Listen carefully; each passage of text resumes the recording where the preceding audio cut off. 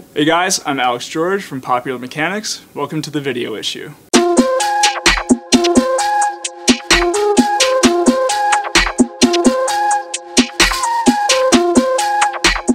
Start with just using your phone. There's a guy named Sean Baker. He directed a huge award-winning movie called Tangerine, shot entirely on an iPhone 5S.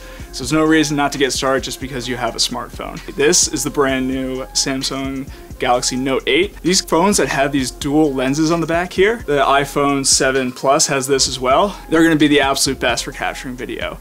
Other part is, they all shoot 4K, they all are able to shoot at 60 frames per second if you need it. Then if you want to go beyond that, the next best part, they start at 20 bucks.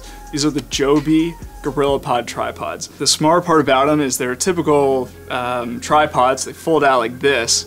Then the other part that makes them beneficial is that they bend open. You can use it in really creative ways. You can set it up to be set it up on a tree branch, or you can even put it on a skateboard and have that be like a tracking shot, something like that. So even if you hold it just like this and actually use this as part of the way you're holding your phone and capturing visuals, you'll notice a definite difference in it. But that said, you're not gonna have any excuse if you use any of these phones for your video. If you wanna go up from your phone, is to do a gimbal. So what a gimbal is, it's this set of motors that work to track how much of a tilt you're putting on the camera or how it's moving in one way, and then work in the opposite direction. And so the result is you get this kind of really movie-like, smooth transition and tracking shots out of it. So this one is, it's 140 bucks. And you can get these for a smartphone, or you can spend closer to like 800 bucks and get one for like an SLR. Downside of those, they get really heavy after a while. And after that point, you'll really wear yourself out using it, but they're perfect for smartphones like this. Even though smartphones have image stabilization, even optical stabilization, it doesn't come nearly as close to making stuff look really smoothly like this. And rather than having the camera shaky like a Jason Bourne movie, it'll actually move really smoothly as you're going along, so you can get nice long tracking shots with it. And then if you can actually have it set up so you can use the joystick to move it around and get different angles with it.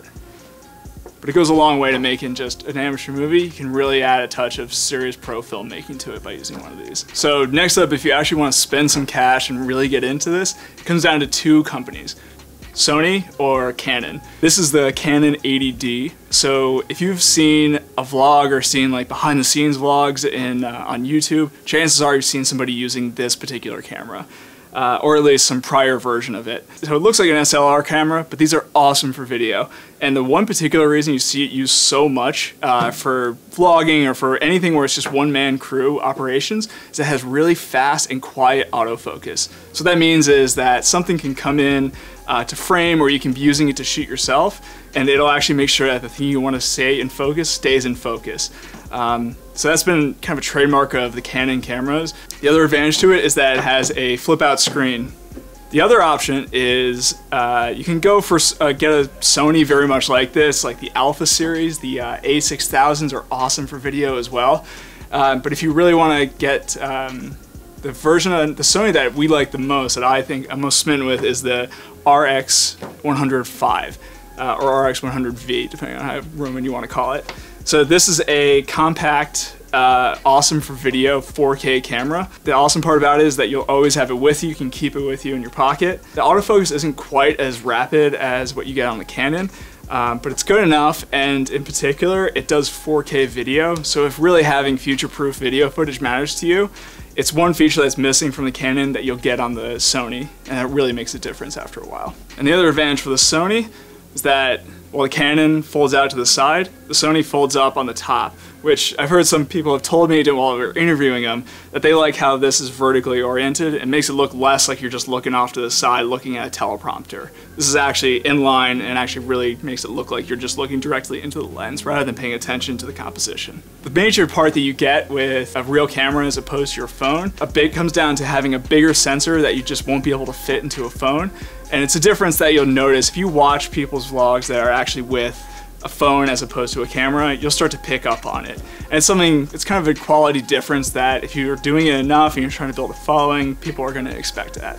The other major part about these is you're going to have to spend probably at least $1,000, and it's going to get up beyond that, especially if you get something like the Canon. You're going to want to upgrade the lens as well. That could be another few $100s too. So again, it's a big investment, but you will notice the difference when you upgrade. Once you have all that, once you got the lens, you got a good camera, the other major thing you need for video that you don't need for photo is a dedicated microphone.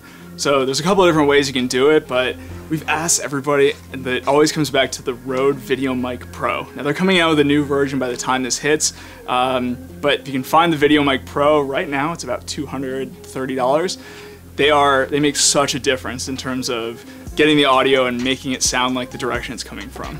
The mics that are built into a lot of cameras will pick up wind noise, they'll pick up a lot of ambient sound. This one will actually capture the voice of the person it's pointed to, and that makes a huge difference when it comes to production. Now, when you go into the next phase, you can start having dedicated lav mics, you can start having other microphones dedicated to it, but this is a great place to start. It's an awesome way to spend your money if you're really getting serious about this. Thanks for watching. This is Alexander George signing off for Popular Mechanics.